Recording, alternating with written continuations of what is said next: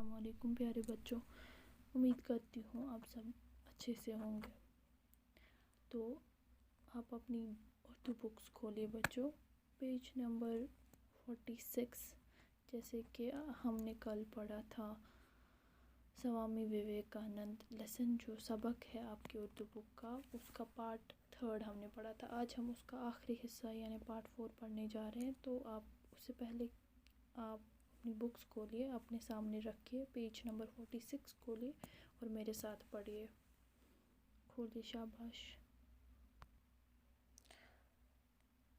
کل ہم نے یہاں تک پڑھا تھا بچوں، آج مجھے امید ہے آپ نے یہ اچھے سے سمجھا ہوگا۔ یہاں تک ہم نے کل پڑھا تھا، آج ہم یہاں سے پڑھیں گے۔ تو بچوں، جیسے کہ میں نے آپ کو کل بولا، یہ جو سوامی وویکانند، جو امپورٹنٹ بات ہے ان کے بارے میں کہ وہ ہے کہ انہوں نے اپنے ہندو فلسفی کو پھیلایا، ہندوازم کو بڑھایا، اور دوسرا یہ کہ یہ راما کرشنا مشن جو کہ بہت امپورٹنٹ ہے، جس کی کچھ 4 بہت امپورٹنٹ ایمز تھی، ان کے یہ بانی رہ چکے ہیں۔ پہلا یہ کہ ریلیجس نالج انہوں نے اس مشن کی سب سے بڑی ایم تھی، اور فلنٹراپی یعنی دوسروں کی ہیلپ کرنا،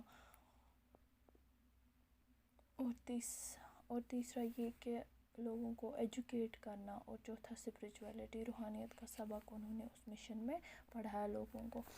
تو وویکانند اپنے نظریات کے بنیاد ویدانت فلسفے پر رکھی۔ تو انہوں نے اپنی جو یہ نظر ہے، زور انہوں نے کس پہ دیا؟ یہ ویدانیت یعنی ہندوازم کے فلسفے، ہندو فلسفی پہ انہوں نے زیادہ نظر رکھی۔ انہوں نے اپنے پیروکاروں کو ہدایت دی کہ وہ پاک دل اور پاک نظر ہو کر رہیں۔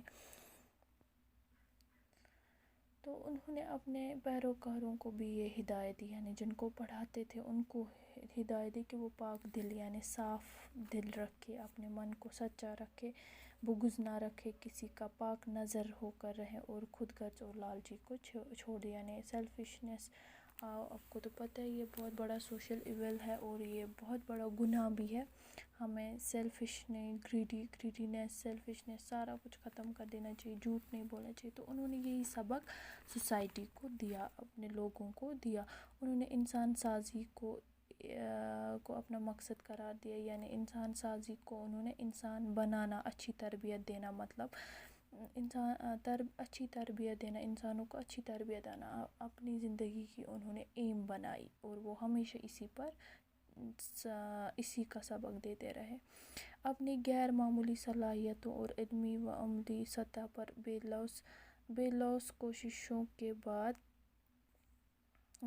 کی بدولت ان کو جدید ہندوازم میں سب سے زیادہ بااثر شخصیت مانا جاتا ہے، یعنی ان کو علمی سطح پر اور عملی سطح پر بھی اپنے مذہب کے یعنی ہندوازم میں سب سے بااثر شخصیت مانا جاتا ہے۔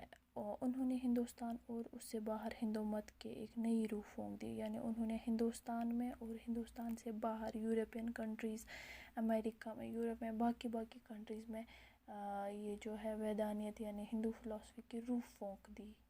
انہوں نے بہت ہندوازم کو پھیلایا ہے۔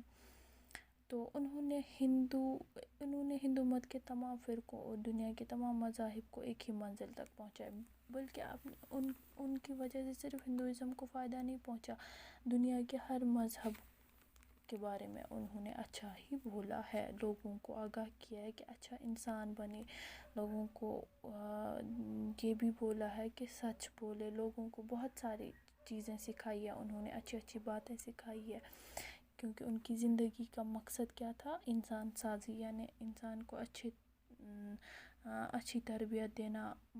تو بے شک انہوں نے اپنے مذہب کے لیے بہت کام کیا، لیکن باقی مذاہب کا بھی انہوں نے خاص خیال رکھا، سب کی عزت کی۔ ان کے خطبات پر مشتمل کئی کتابیں منظر عام پر آ چکی ہیں اور دنیا بھر میں شوق سے پڑھی جاتی ہے۔ جیسے کہ آپ بھی جانتے ہیں، ہم نے پڑھا کہ وہ مطالعہ بھی کرتے تھے، ریسرچ کے لیے بھی انہوں نے جب PhD کیا تو انہوں نے کئی سارے جو یہ ہے موضوعات لکھے، تو ان کے خطبات پر مشتمل کئی کتابیں انہوں نے لکھی ہے. انہوں نے بہت سارے کتابیں لکھی ہیں اور جو منظر عام پر آ چکے، یعنی جو پبلش بھی ہو چکی ہے اور دنیا بھر میں لوگ ان کو شوق سے پڑھتے ہیں.